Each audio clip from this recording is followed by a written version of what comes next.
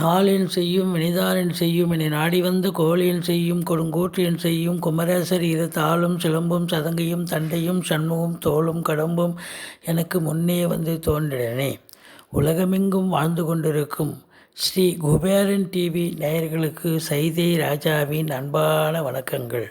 நாம் இப்பொழுது இந்த எபிசோடில் வார ராசி பலன்கள் வாக்கிய பஞ்சாங்க அடிப்படையில் மே 15ஆம் தேதி முதல் 21ஆம் தேதி வரைக்கும் உள்ளடக்கிய நாட்களுக்கு கிரகங்கள் 12 ராசிகளுக்கும் எப்பேற்பட்ட பலனை வழங்கப் போகிறது என்பதை ஒவ்வொரு ராசியாக பார்க்கலாம் வாங்க.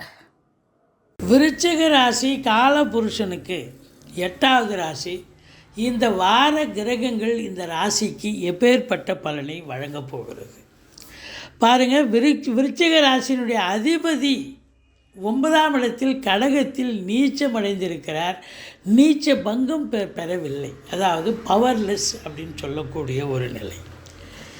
அப்போ ராசிநாதன் வலுவிழந்து இருப்பதால் நீங்கள் பார்த்தீங்கன்னு சொன்னால் நல்ல ஒரு இன்ட்ரெஸ்டடாக ரொம்ப ஸ்பிரிட்டாக வேலை பார்ப்பீங்க. இப்போ அதெல்லாம் இருக்காது. ஒரு மந்தத்தன்மை இருக்கும், ஒரு குழப்பத்தன்மை இருக்கும். செஞ்சுக்கலாம் அப்படிங்கிற ஒரு மெத்தனம் ஏற்படும். ஒரு சிலருக்கு தேக ஆரோக்கியம் கூட இடம் கொடுக்காது, பாதிக்கப்படும் அப்படின்னு சொல்லலாம். மற்றபடி 2ஆம் இடம் என்று சொல்லக்கூடிய 2ஆம் இடத்தை குரு பார்க்கிறார் தனுசு.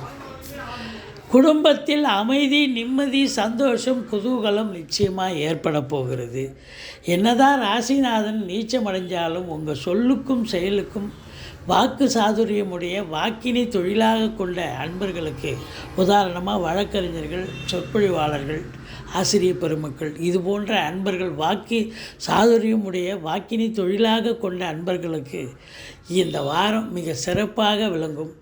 குடும்பத்தில் சுப நிகழ்ச்சிகள் நடத்துவார்கள்.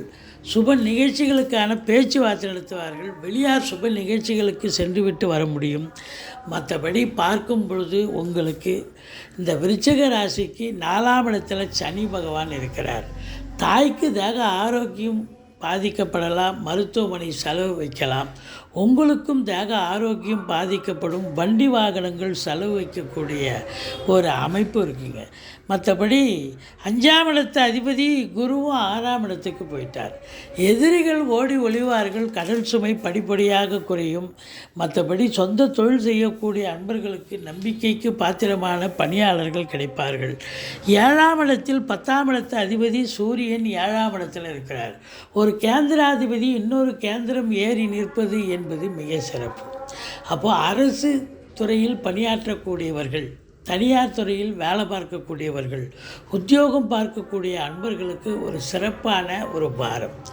தொழில் பண்ணக்கூடிய அன்பர்களுக்கும் தொழில் மிக சிறந்து விளங்கக்கூடிய ஒரு அமைப்பு இருக்குது.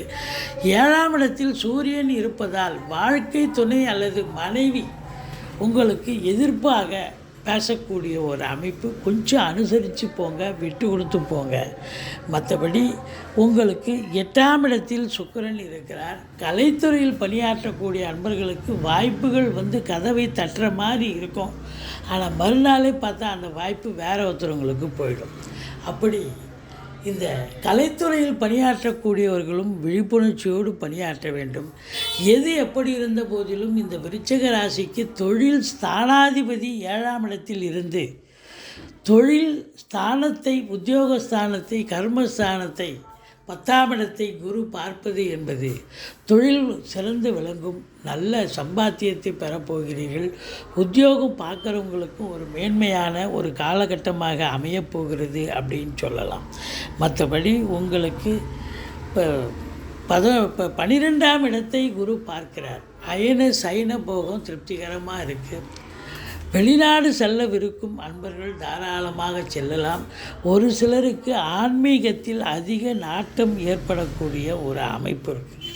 மொத்தத்தில் இந்த விருச்சிக ராசிக்கு தொழில்துறை, உத்தியோகத்துறை சிறந்து விளங்கும். குடும்பத்தில் நிம்மதி, சந்தோஷம், குதூகலம் ஏற்படும். கணவன் மனைவி ஒற்றுமை இருக்கும்.